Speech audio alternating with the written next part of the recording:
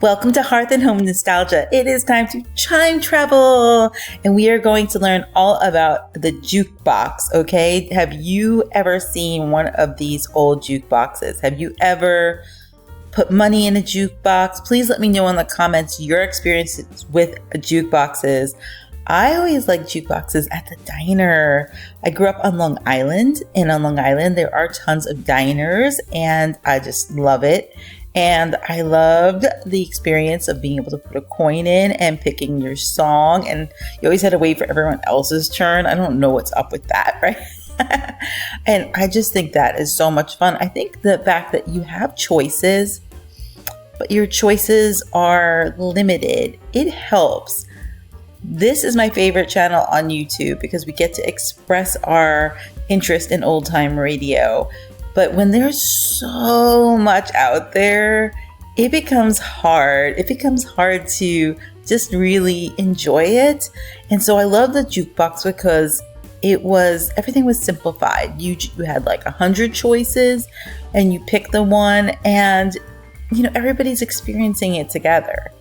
So a jukebox, according to the encyclopedia, is a partially automated music playing device, usually a coin-operated machine. Now, if it's around today, are they done with credit cards today? I have not seen that. Let me know if you've seen one that's credit card focused, if they're even around.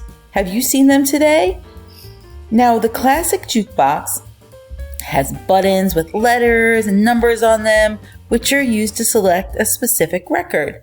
Some may use compact discs instead.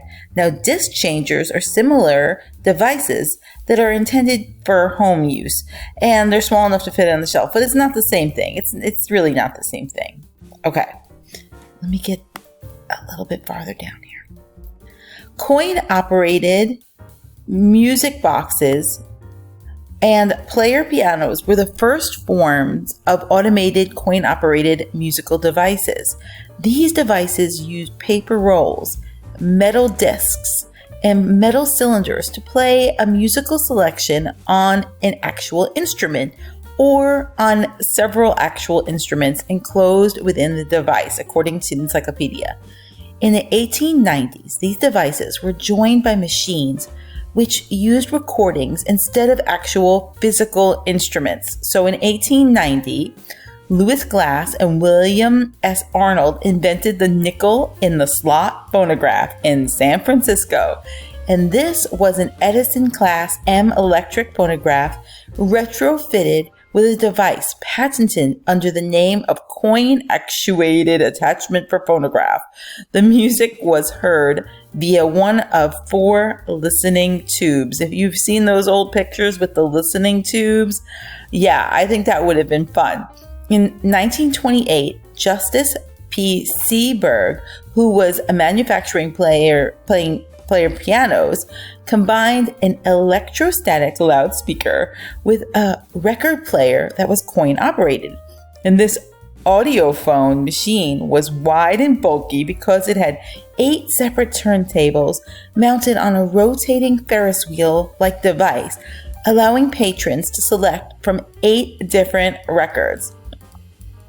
Later versions of the jukebox included Seaberg's Selectaphone with 10 turntables mounted vertically on a spindle. By manufacturing the tone arm up and down, the customer could select from 10 different records. How fun is that? My daughter loves to listen to records. Her grandfather got her into that. And so now when we go to the thrift store, she likes to get the records, and she also likes to get the gifts from her grandfather that has the old records. I grew up listening to the records by my mother. Had a lot of records in the house. And so my music tastes were not really of the time that I was living in. I grew up in like the 80s and things like this, and the 90s, and I didn't listen to the music that all the other kids were listening to. I listened to the music that like Bob Dylan and things like that, Carole King, that my mother liked, because that's what we had in the house. And I'm really actually thankful that I kind of became this sort of old-fashioned girl because of those things. Now, the word jukebox came into use in the United States beginning in 1940, apparently derived from the familiar usage juke joint, derived from the Gullah word juke, which means a body. Oh my goodness, it sounds so scandalous. But juke joint, have you ever heard of a juke joint? I feel like I've seen that more in old movies. Have you ever been to a juke joint? Let me know in the comments. Wall boxes were an important and profitable part of a jukebox installation. Serving as a remote control, they enabled patrons to select tunes from their table or booth. See, I've been to places where they have the big ones, and I've had the ones that are on the wall. I grew up more with the ones on the wall. Which one are you more familiar with? The big ones that are at the corner of the room, or the ones on the wall? What was your kind of generation here? One example is the Seeburg 3W1, introduced in 1949 as a companion to the 100 selection model M100A jukebox. Now, stereo sound became popular in the early 1960s, and wall boxes of the era were designed with built-in speakers to provide patrons a sample of this latest technology. I think I've seen things like stereo sound. Jukeboxes were most familiar from the 1940s to the 1960s, particularly during the 1950s. By the middle of the 1940s, 3/4 of the records produced in America went into jukeboxes. So this was very important to get your music into the jukeboxes. I like, a lot of times I've seen the old shows where they're doing a documentary or kind of like a fictional but based on truth documentary where the writer of a song like La Bamba or whatever it is, like the first time they would hear their song on the radio and it was #1, but to hear your music in a jukebox would have been so big. You would have really known you made it. Today, how do you know you make it? I guess iTunes, if you hit #1 on iTunes, or if you've had millions of views on YouTube or TikTok? I mean, I don't know. It just doesn't seem as fun, does it? Jukeboxes were most popular in the 40s. Now, Billboard published a record chart measuring jukebox play during the 1950s, which briefly became a component of the Hot 100.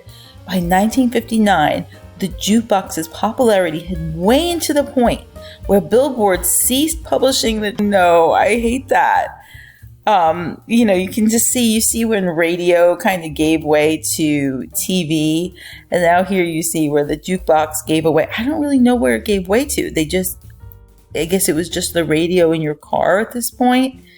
Now, as of 2016, at least 2 companies still manufacture classically styled jukeboxes. That's Rockola, that's in California, and Sound Leisure, which is based in Leeds in the UK. Both companies manufacture jukeboxes based on the CD playing mechanism. However, in April of 2016, Sound Leisure showed a prototype of a vinyl rocket at the UK Classic Car Show, and it stated that it would start production of a 147-inch vinyl selector, that's 70 records, in the summer of the same year. Oh, how cool is that? I think that I would like to have a house where I have my really cute cabin. I have all my old movies on the wall that I like Gone with the Wind, and pictures of Betty Davis and all the things that I like. And then I'd like to have a jukebox in it, and maybe I'll have movie themes, songs to go in it, and y'all can come over. So I'm Mrs. H. I love nostalgia, and I'm kind of dedicating myself to learn about all of these things because I'm not a historian, but I want to learn more, and I need people to share with me. So please share your experiences in the comments. It's one thing to have your own memories. It's another thing to read about it, but it's another I learn by hearing. So if you could let me know your thoughts about these things and your experiencing, your memories will become my memories, and it will help me grow and help me share with other people on the channel. So I'm so glad you're with us. If you enjoyed this video, please give it a like. let us know that your thoughts, and subscribe to the channel and hit the bell notifications because we have a lot of shows that go live on our channel. Thank you so much for joining me.